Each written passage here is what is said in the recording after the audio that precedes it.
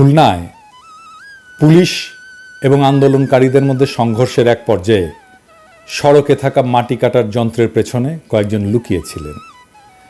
একটু পর পুলিশের অবস্থান দেখতে মাথা তুলছিলেন আবদুল্লাহ শাফিল। সঙ্গে সঙ্গে পুলিশের ছোড়া ছড়রা গুলি এসে তার চোখে, মুখে, কপালে লাগে। সেই ভয়াবহ অভিজ্ঞতার কথা তুলে ধরে শাফিল বলেন, মনে হচ্ছিল চোখে লাগা ছড়রাটা চোখ চিরে আমার মস্তিষ্কে গিয়ে আঘাত করছে। কিছুই আর দেখতে পাচ্ছিলাম না। খুলনা বিশ্ববিদ্যালয়ের এক বড় ভাই টেনে নিয়ে যায় পাশের নর্দমার মধ্যে। এ ঘটনা ২রা আগস্টের। খুলনা নগরের হরিণটানা থানা এলাকায় পুলিশের সঙ্গে সংঘর্ষে চোখসহ শরীরের বিভিন্ন জায়গায় গুলিবিদ্ধ হন শাফিল।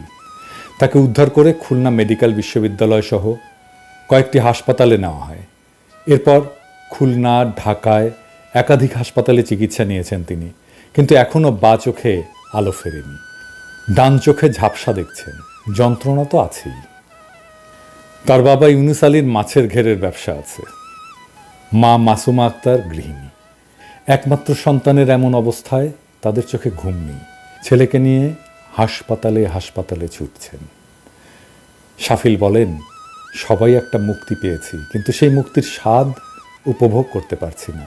একটাই চাওয়া, দু চোখ ভরে যেন দেখতে পারি, নিজের পড়াশোনার জগতে যেন ফিরতে পারি, আর যে মানসিক ট্রমার মধ্যে সেটা থেকে যেন মুক্তি পাই। শাফিলের শরীরে এখনও 3টা গুলি আছে।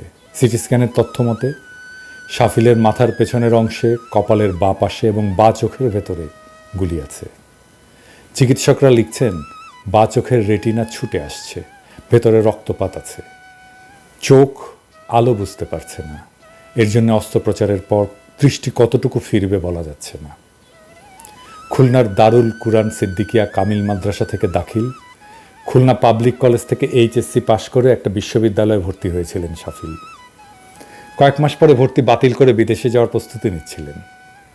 শাফিলের টেবিল জুড়ে বিজ্ঞান আর IELTS-এর প্রস্তুতির বই। দেশের বাইরে গিয়ে নিউক্লিয়ার বিজ্ঞান নিয়ে পড়ার খুব ইচ্ছা ছিল তার। চোখে গুলি লাগার পর খুলনার Northern university of business and টেকনোলজিতে তড়িৎ ও ইলেকট্রনিক কৌশল বিভাগে ভর্তি হয়েছেন। শাফিল লিখেছে, for a happy nation I have lost my vision. আজ কারো সময় নেই ছেলেটার জন্য। সে জেনেছে বিদেশে গেলে চোখটা হয়তো বেঁচে যাবে। কারো সময় হয়নি ছেলেটার 50 লক্ষ থেকে 1 কোটি টাকার একটা সংস্থান করে দেওয়ার। কারোই হয়নি। আপনারা রাষ্ট্র সংস্কার করবেন, কিচ্ছু করতে পারবেন না। মিছেমিছি কেন বাগাড়ম্বর করেন? বিপ্লবের একজন সৈনিকের সুচিকিৎসার দায় নিতে পারেন না আপনি? কোন রাষ্ট্র সংস্কার করবেন? আগে তো মানুষ, তারপরে রাষ্ট্র। 50 লক্ষ টাকা কি অনেক কিছু? শাফিল লিখেছে, পাপ কি আমার এটাই ছিল যে আমি আবু সাইদের মতো শহীদ হতে পারিনি? এজন্যই চোখ ফুঁড়ে অক্ষিগোলকে গেঁথে যাওয়া বুলেট নিয়ে ভুগতে হচ্ছে আজ 15 দিন। পাপ তো তাহলে ওই পিশাচের, যে আসল বুলেট না মেরে লেডের ছড়রা বুলেট মেরেছে। ব্রেন ফুটো হয়ে যেত, আর ডক্টর ইউনুস সহ সকলে আমার পরিবারের পাশে দাঁড়াতো, আর আমিও বেঁচে যেতাম এ এক চোখা পৃথিবী থেকে। প্রফেসর ইউনুস, আপনি কি শুনছেন আমাদের এই সন্তানের কথা? আপনাকে কি কেউ বলেছে মাত্র কয়েকটা টাকার জন্য ওর দৃষ্টিশক্তি অন্ধ হয়ে যাবে? আপনাকে কিচ্ছু করতে হবে না, শুধু ওকে বাইরে পাঠান চিকিৎসার জন্য। যা টাকা লাগে আমরা প্রবাসীরা তুলে দেব, কথা দিলাম।